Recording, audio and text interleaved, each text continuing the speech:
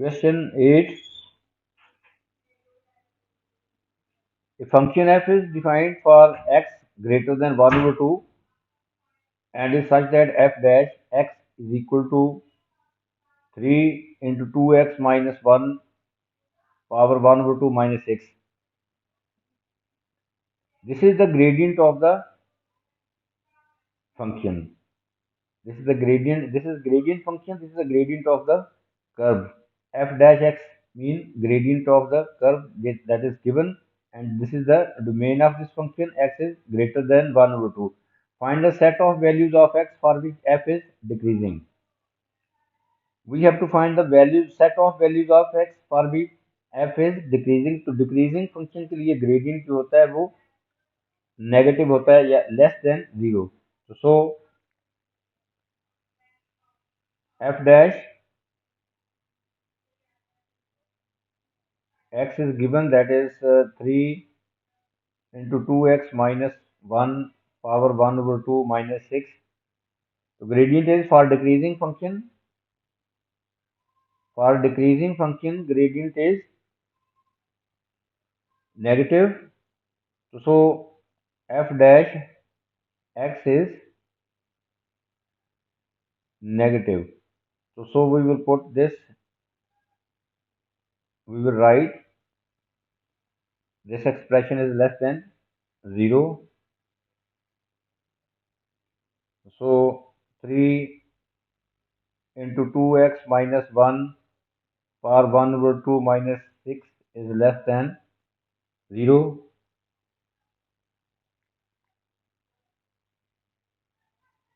3 into 2x minus 1 power 1 over 2 is less than 6. Dividing each side by 2, 2x minus 1 power 1 over 2 is less than 2.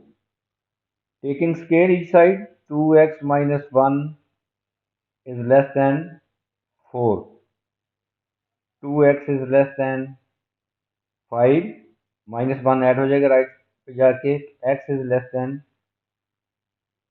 5 over 2. This is a set of values. But it is given, ये देख रहे हैं आप, in the start of the question it is given that function is defined for x is greater than 1 over 2. तो अब हमने इसको और इस इनक्वालिटी को कंबाइंड तौर पे लिखना है. तो सो इट इज गिवन, क्योंकि domain is given x is greater than 1 over 2. तो सो हमारा set of values of x जो है होगा वो आएगा x greater than 1 over 2 which is given, and x is less than 5 over 2. This is the solution of this question. Now part second of this question is, it is given that f1 is equal to minus 3. Find fx. Actually ये जो f1 दिया हुआ है, f1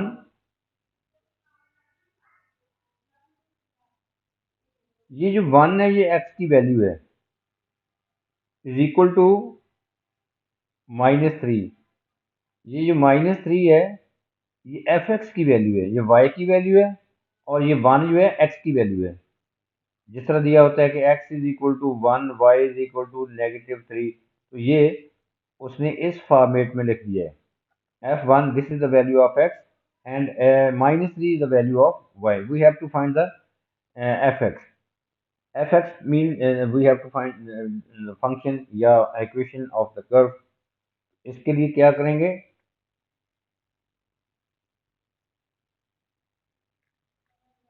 f dash x is given, f dash x is given. Question के start में f dash x जो है हमें गिवन है. f dash x is equal to 3 into 2x minus 1 power 1 over 2 minus 6. We have to find fx. तो अब हम क्या करेंगे, f dash x को इंटीग्रेट करेंगे। We will integrate each side with respect to x. F dash x को integrate करेंगे, this becomes f x. Right side को हम इंटीग्रेट कर देंगे, 3 2x minus 1 power 1/2 minus 6 with respect to x. F x is equal to, अब हम integrate करेंगे, इसको इंटीग्रेट करने के लिए 3 रिमेन्स एज सच बिकॉज ये जस्ट एक मल्टीपल है।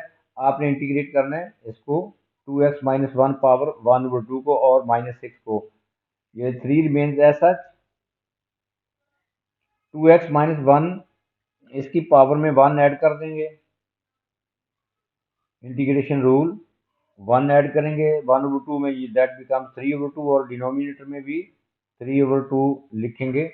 No we will differentiate this inside the bracket, जो आपके पास टर्म्स है उनको डिफरेंशिएट करना है, तो वो डिनोमिनेटर में लिखना है। 2x की डिफरेंशिएशन होगी 2 को हम डिनोमिनेटर में लिख देते हैं। 6 की आएगी -6x plus c is the constant of integration. अब इसको हम करेंगे कैंसल आउट, तो ये 3 से कैंसिल हो जाता है, तो अल्टीमेटली हमारे पास एफ एक्स जो है वो रह जाता है 2x minus 1 power 3/2 minus 6x plus C. Now we will find the value of C. ये हमें गिवन है, ये देखिए ये गिवन है f1 इज इक्वल टू -3। तो actually this is the point, ये वन जो है ये 1 x की वैल्यू है, ये -3 जो this is the value of y। तो so this is the point actually 1 -3, this point lies on the curve. So this point is given to find the value of this c. We will put fx की value जो है वो -3, fx y को ही कहते हैं, तो सो ये बन जाएगा -3, putting -3 in place of fx is equal to x हमारे पास 1 है, तो this becomes 2 minus 1 power 3/2 minus 6 plus C. तो यहाँ से c की वैल्यू जो है वो आ जाएगी 1 minus 6 plus c, -3 is equal to -5 plus c, from here c is equal to 2। ये सी की वैल्यू हमारे पास 2 आ गई है। अब हम सी की वैल्यू जो है यहाँ पे पुट करेंगे इस फंक्शन में, तो this become f x is equal to 2x minus 1 power 3/2 -6x और c की वैल्यू है 2। This is the answer. Now next question number 9 is of sequence and series. Sequence क्या है, ये the first second and third terms of a GP geometric progression का question है। और 3 के 5 के -6 6 k -4, these are the 3 terms, first second and third terms। first term is 3k, second term is 5k -6, third term is 6k -4 respectively। show that k satisfies this equation। अब हम GP मैं first of all मैं यहाँ पे GP की example देता हूँ। This is example of geometric progression. Suppose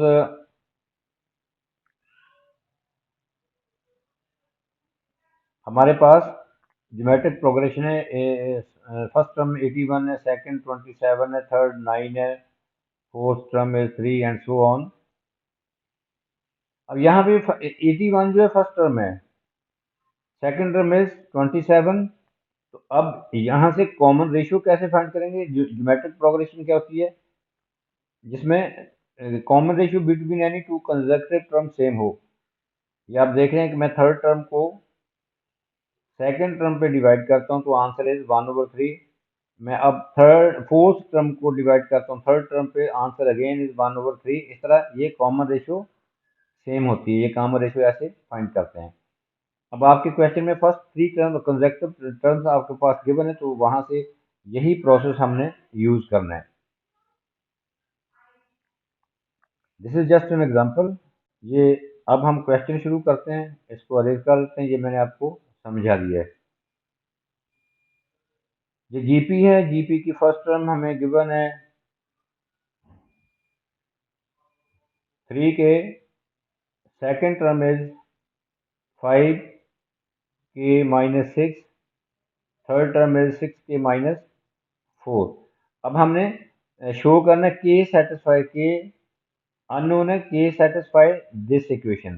तो हम वही रूल जो अभी आपको बताया कि कॉमन रेशियो सेम होती है, सेकंड टर्म को डिवाइड करेंगे। सेकंड टर्म ये देखें, सेकंड टर्म 5k-6 है, इसको फर्स्ट टर्म पे डिवाइड कर देंगे तो वही आंसर होगा जो थर्ड टर्म को सेकंड पे डिवाइड करके आता है। तो so we can write it as 5k-6 second over first is equal to 6k third over second 5k-6। अब इसको हम करेंगे क्रॉस मल्टीप्लाई, तो हमारे पास ये रिलेशन आ जाएगा। क्रॉस मल्टीप्लाई करेंगे तो 5k-6 और इंटू 5k-6, वो that become square 5k-6 square is equal to 3k into 6k-4। अब 5k-6 को हम एक्सपेंड कर देंगे using identity. This become 25k square plus 36 minus 60k। Right side पे 3 को मल्टीप्लाई कर देंगे, 3k को, ये 18k स्केयर माइनस 12k। अब इसको अरेंज कर लेते हैं, लेफ्ट वाली राइट वाली टर्म्स लेफ्ट पे ले आए। 25k square plus 36 minus 60k minus 18k square plus 12k is equal to 0। Collecting the like terms, ये 25 minus 18 7k square, k term को कलेक्ट करेंगे -48k plus 36 is equal to 0। Constant term को वो 36 ही है, तो ये वही इक्वेशन बन गई जो रिक्वायर्ड थी। जो शो करना था वो हमारा वो शो हो गया। 7k square minus 48k plus 36 is equal to 0. Now, second part of this question is find showing all necessary working the exact values of the common ratio corresponding each of the possible values of k. So first of all, we will find the values of k by solving this quadratic equation. इस quadratic equation को हम ये देखें, this is a quadratic equation in के। इसको solve करके के की दो वैल्यूज फाइंड करेंगे, उसके बाद हम दो करस्पॉन्डिंग रेशियो फाइंड करेंगे for each value of k. Solving 7k square minus 48k plus 36 is equal to 0। यहाँ पे आप अपना कैलकुलेटर यूज कर सकते हैं। तो कैलकुलेटर यूज करेंगे तो हमारे पास कैलकुलेटर हमें दो के की वैल्यूज देगा। के इज इक्वल टू 6 और के इज इक्वल टू 6/7। तो अब हम ये के की वैल्यू पुट करके कॉमन रेशियो फाइंड करेंगे, फिर ये के की वैल्यू पुट करके कॉमन रेशियो फाइंड करेंगे। कॉमन रेशियो क्या है ये देख रहे हैं आप ऊपर, ये कॉमन रेशियो या ये ले लें या ये ले लें, दोनों कॉमन रेशियो हैं क्योंकि इक्वल हैं। तो सो हम क्या करते हैं, हम ये ले लेते हैं कॉमन रेशियो। देखें ये एक जीपी है, इस कॉमन रेशियो ये है। अब यहाँ पे के की वैल्यू पुट करेंगे, ये भी ले सकते हैं और ये भी ले सकते हैं क्योंकि दोनों इक्वल हैं। तो कॉमन रेशियो हम फाइंड कर रहे हैं। कॉमन रेशियो है 5k-6 ओवर 3k। अब वैल्यू पुट करते हैं, पहले k is equal to 6 put करते हैं। k इज इक्वल टू 6 के साथ देखते हैं कि कॉमन रेशियो क्या आती है। कॉमन रेशियो आ जाएगी 5 इंटू 6 माइनस 6 ओवर 3 इंटू 6। तो this becomes 24 over 24/18,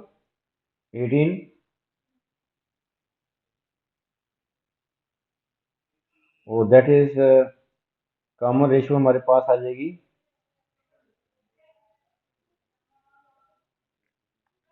common ratio को आर से रिप्रेजेंट करते हैं। कॉमन रेशियो यहाँ से आ जाएगी 4/3। अब हम के की वैल्यू जो है, एक और के की वैल्यू है, ये देखें 6/7। ये अब 6/7 के की वैल्यू पुट करते हैं, के इज इक्वल टू 6/7। तो कॉमन रेशियो क्या होगी, उसी इक्वेशन में पुट करेंगे इसमें, तो ये आ जाएगा 5 इंटू 6/7 माइनस 6/3 इंटू 6/7। अब इसको सिंप्लीफाई करना है तो न्यूमिनेटर सिंप्लीफाई करके आ जाएगा हमारे पास, ये आ जाएगा 30/7 -6 न्यूमिनेटर में, और डिनोमिनेटर में आएगा 18/7। न्यूमिनेटर का और डिनोमिनेटर को, न्यूमिनेटर का एलसीएम ले लेते हैं, तो कॉमन रेशियो आ जाएगा 30 माइनस 42/7 divided by 18/7। तो so finally we get common ratio is equal to -2/3। ये दो कॉमन रेशियोज आई हैं हमारे पास, एक आई है r is equal to 4/3 and r is equal to -2/3।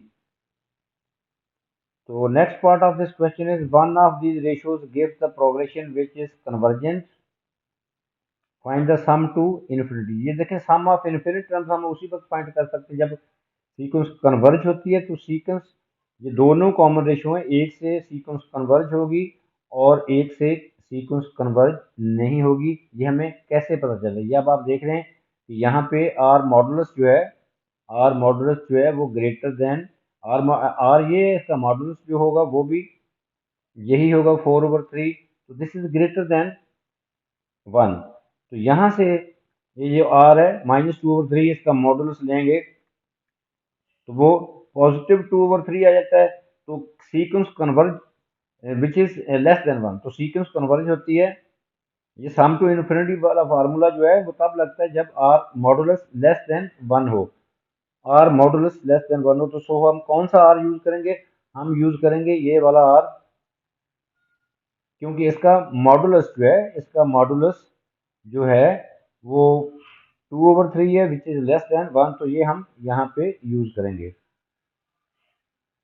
तो सम टू इन्फिनिटी के लिए हम first of all common ratio हमारे पास है फॉर कन्वर्जेंस ऑफ सीक्वेंस,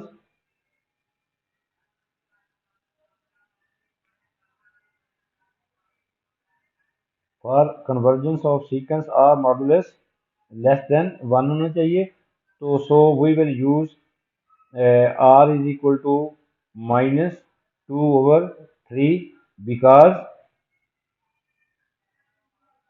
इसका मॉडुलस जो है वो आएगा 2/3, और क्लियरली 2/3 इज लेस देन 1। तो so we will use this common ratio. तो सम टू इन्फिनिटी का फार्मूला होता है, sum of infinite terms find करने का फार्मूला होता है S infinity a/1 minus are. तो अब ए क्या है, अब आप ऊपर देख रहे हैं, ए फर्स्ट टर्म को कहते हैं, ए हमारे पास आएगा 3k, A is 3k।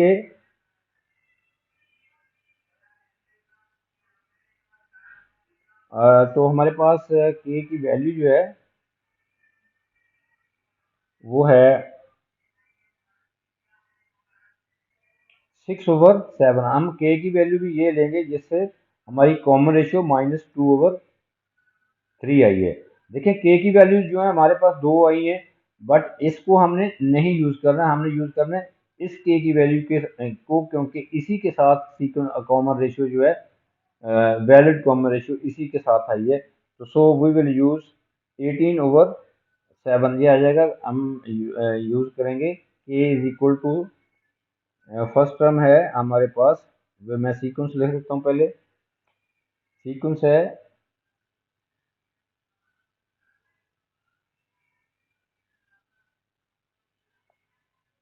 GP हमारे पास है 3 के, 5 के -6, 6 के -4। तो हमें यहाँ पे ए चाहिए, तो ए ये है फर्स्ट टर्म, ये है, तो के की वैल्यू क्या लेंगे, के की वैल्यू लेंगे हम 6/7, जिसके साथ आर -2/3 है। तो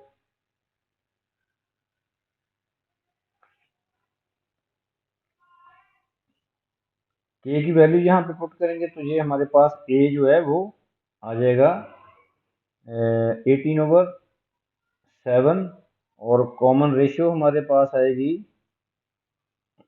कॉमन रेशियो हमारे पास है दैट इज -2/3, वो अभी फाइंड की है हमने। तो सम टू इन्फिनिटी ये फार्मूला यूज करेंगे हम।